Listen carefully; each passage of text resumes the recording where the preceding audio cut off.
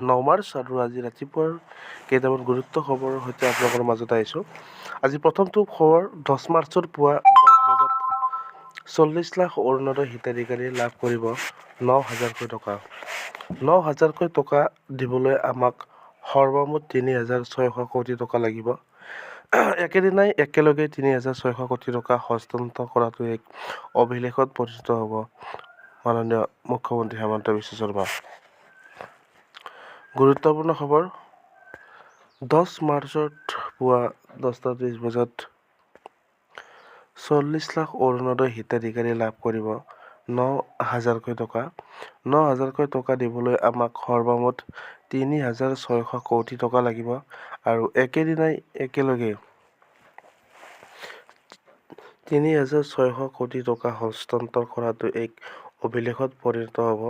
এই কথা মাননীয় মুখ্যমন্ত্ৰী মহোদয় ডাঙৰীয়াই ক'লে। আজি প্ৰথমটো খবৰ। নেক্সট লৈছোঁ দ্বিতীয়টো খবৰ। আমি 20খন আসন পাইছোঁ। ক'ত ওলাইছে 2021তকৈ অগপত এইবাৰ আসন বৃদ্ধি পাব। আমাৰ সমষ্টি বিজেপিক গতাই দিয়া এতিয়াও নাই। অগপৰ জ্যেষ্ঠ নেতা সাংসদ ফণীভূষণ চৌধুৰীৰ মন্তব্য। নেক্সট বাতৰিটো লৈ আহিছোঁ আপোনালোকৰ মাজত। দেখাত ধুনীয়া হ'ল বুলি মোক নিৰ্বাচনত হৰুৱাব নোৱাৰে। মৰিয়নি সমষ্টিত মোৰ বাইদেউ পেহা নবৌৰে কৰি আছে। মোক ধুনু বুলি মাতে। তেখেতসকলে মোক জিকাব। বিধায়ক ৰূপজ্যোতি কৰ্মীয়ে কৈছে কথাটো। আজি 9 মাৰ্চ। জন আশীৰ্বাদ যাত্ৰা 26 নং বজালী বিধানসভা সমষ্টিলৈ আহি আছে মামা। বিশ্বকাপৰ ফাইনেলত নিউজিলেণ্ডক পৰাস্ত কৰি একেৰাহে দ্বিতীয়বাৰৰ বাবে বিশ্ব চেম্পিয়ন হ'ল ভাৰত। দেশৰ নাম গোটেই বিশ্বত জিলিকোৱা ভাৰতৰ ডেকা ল'ৰাকেইটাক চেলুট। দেশক ভালপোৱা বুলি শ্বেয়াৰ কৰিব। আজি 9 মাৰ্চ উপস্থিত থাকিব জন আশীৰ্বাদ যাত্ৰা, য'ত অষ্টমটো দিন 9 মাৰ্চ 2026 উপস্থিত থাকিব মাননীয় মুখ্যমন্ত্ৰী মহোদয়। বজালী, টিহু আৰু নলবাৰী।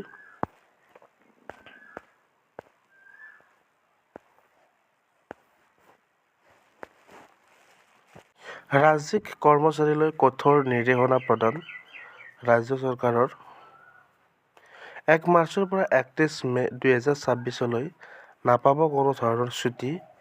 নিৰ্বাচনৰ বাবেই ৰাজ্য চৰকাৰৰ এই জৰুৰী নিৰ্দেশনা প্ৰদান, য'ত ৰাজ্যিক কৰ্মচাৰীলৈ কঠোৰ নিৰ্দেশনা প্ৰদান। ৰাজ্য চৰকাৰৰ 1 মাৰ্চৰ পৰা 31 মে 2026লৈ নাপাব কোনো ধৰণৰ ছুটী। নিৰ্বাচনৰ বাবে ৰাজ্য চৰকাৰৰ এই জৰুৰী নিৰ্দেশনা প্ৰদান। মিত্ৰতাৰ নামত বিবেক বিক্ৰী কৰিব বিচৰা নাই। মই কাৰো ওচৰত আত্মসমৰ্পণ নকৰোঁ। কথাষাৰ অখিল গগৈ ডাঙৰীয়াৰ। মিত্ৰতা সন্দৰ্ভত অখিল গগৈ ডাঙৰীয়াই এই বৃহৎ মন্তব্য কৰিছে যে মিত্ৰতাৰ নামত বিবেক বিক্ৰী কৰিব বিচৰা নাই। মই কাৰো ওচৰত আত্মসমৰ্পণ নকৰোঁ। এই কথা মাননীয় অখিল গগৈ ডাঙৰীয়াৰ। আজিৰ পৰা যাতায়াতৰ বাবে খুলি দিয়া হ'ব গুৱাহাটী উত্তৰ গুৱাহাটী সংযোগী কুমাৰ ভাস্কৰ বৰ্মা সেতু। আৰু এই সেতুখন অলপ কেইদিনমান আগতেই অসমৰ মাননীয় মুখ্যমন্ত্ৰী মহোদয়ে এই উদ্বোধন কৰিছিল আৰু মানুহৰ পদপথৰ বাবে এইকেইদিন খোলা দিয়া হৈছিল। আৰু আজিৰ পৰা তাত চলিব গুৱাহাটী উত্তৰ গুৱাহাটী সংযোগী কুমাৰ ভাস্কৰ বৰ্মা সেতু। আৰু এতিয়াৰ পৰা তাত যাতায়াত কৰিব পাৰিব।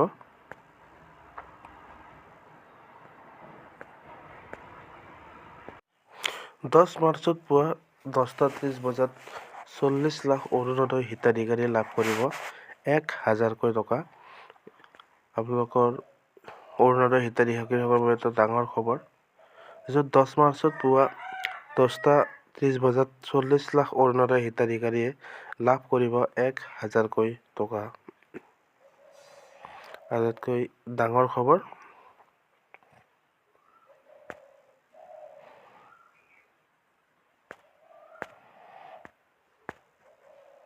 ইতিমধ্যে India win the T20 world cup 2026। India win the T20 world cup 2026 ICC men's T20 world cup champion 2026 এক বৃহৎ সফলতাৰে য'ত নিউজিলেণ্ডৰ বিৰুদ্ধে ভাৰতৰ ফাইনেল মেটছ আৰু য'ত দুৰ্দান্ত বেটিঙেৰে ইণ্ডিয়াৰ প্ৰথম টাৰ্গেট 256 ৰান দিয়ে আৰু নিউজিলেণ্ডে শেষত 159ত অল উইকেট হৈ ভাৰতে চেম্পিয়ন লাভ কৰিবলৈ সক্ষম হয়। আটাইতকৈ ডাঙৰ খবৰ, ইতিমধ্যে অখিল গগৈৰ বৃহৎ মন্তব্য, কংগ্ৰেছ বুলি কোনো দল আচলতে নাই। কংগ্ৰেছ দলৰ কোনো উমৈহতীয়া প্ৰাৰ্থী নাই। আছে গৌৰৱ গগৈৰ প্ৰাৰ্থী, আছে ৰকিবুল হুছেইনৰ প্ৰাৰ্থী, আছে প্ৰদ্যুৎ বৰদলৈৰ প্ৰাৰ্থী আৰু ৰিপুণ বৰা স্বয়ং নিজেই প্ৰাৰ্থী। ব্যক্তি স্বাৰ্থৰ সমষ্টিয়ে যেন কংগ্ৰেছ। এই কথা সদৰি কৰে অখিল গগৈয়ে। কংগ্ৰেছ বুলি কোনো দল আচলতে নাই। কংগ্ৰেছৰ দলৰ কোনো উমৈহতীয়া প্ৰাৰ্থীও নাই। আছে গৌৰৱ গগৈৰ প্ৰাৰ্থী, আছে ৰকিবুল হুছেইনৰ প্ৰাৰ্থী, আছে প্ৰদ্যুৎ বৰদলৈৰ প্ৰাৰ্থী আৰু ৰিপুণ বৰা স্বয়ং নিজেই প্ৰাৰ্থী। ব্যক্তি স্বাৰ্থৰ সমষ্টিয়ে যেন কংগ্ৰেছ, অখিল গগৈ এক বৃহৎ মন্তব্য দাঙি ধৰে। ইতিমধ্যে মাননীয় মুখ্যমন্ত্ৰীৰ অধীনত চিফ মিনিষ্টাৰ আত্মনিৰ্ভৰ অসম আঁচনিৰ অভিযানত য'ত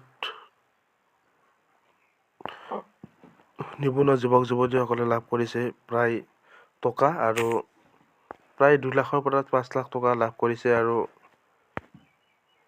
এইখন এখন empowering youth building self resilience, য'ত নিবনুৱা যুৱক যুৱতীসকলে তেওঁলোকে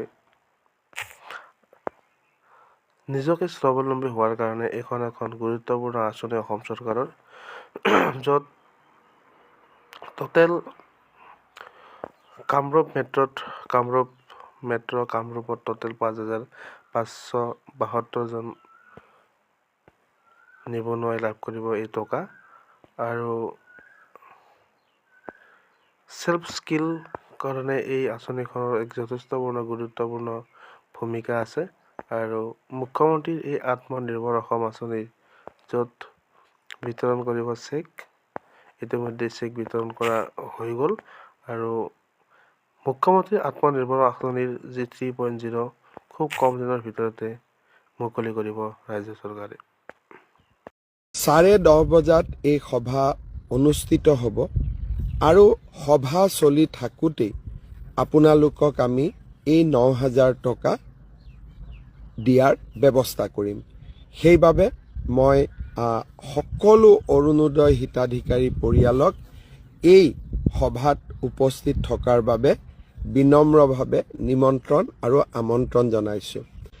আপোনালোক সকলোৱে জানে অসমত সৰ্বমুঠ 40 লাখ অৰুণোদয় পৰিয়াল আছে আৰু আমি যেতিয়া 9,000 টকাকৈ তেখেতসকললৈ সন্মান হিচাপে আগবঢ়াম, সৰ্বমুঠ 3,600 কোটি টকা লাগিব। একেদিনত একেলগে 3,600 কোটি টকা এনেধৰণে হস্তান্তৰ কৰাটো ইও এক অভিলেখত পৰিণত হ'ব। আপোনালোকৰ সাহস আৰু আপোনালোকৰ প্ৰেৰণাৰ বাবে আমি এনেধৰণৰ সাহসী কাম কৰিবলৈ সক্ষম হৈছোঁ।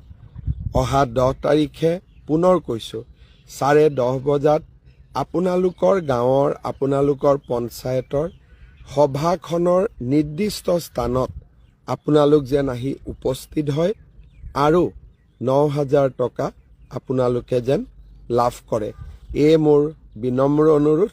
অহা 10 তাৰিখ 10:30 বজাত অসমৰ 40 লাখ অৰুণোদয় পৰিয়াললৈ আমি 9,000 টকাকৈ আগবঢ়াম। এই উপলক্ষে অসমৰ প্ৰতিখন পঞ্চায়তত, অসমৰ প্ৰতিটো কাৰ্বি আলং আৰু ডিমা হাছাও জিলাৰ MSC অঞ্চলত আৰু BTCৰ VCDC অঞ্চলত আৰু নগৰসমূহৰ ৱাৰ্ডত আমি একোখনকৈ সভাৰ আয়োজন কৰিছোঁ। 10:30 বজাত এই সভা অনুষ্ঠিত হ'ব আৰু সভা চলি থাকোঁতেই আপোনালোকক আমি এই 9,000 টকা দিয়াৰ ব্যৱস্থা কৰিম। সেইবাবে মই সকলো অৰুণোদয় হিতাধিকাৰী পৰিয়ালক এই সভাত উপস্থিত থকাৰ বাবে বিনম্ৰভাৱে নিমন্ত্ৰণ আৰু আমন্ত্ৰণ জনাইছোঁ।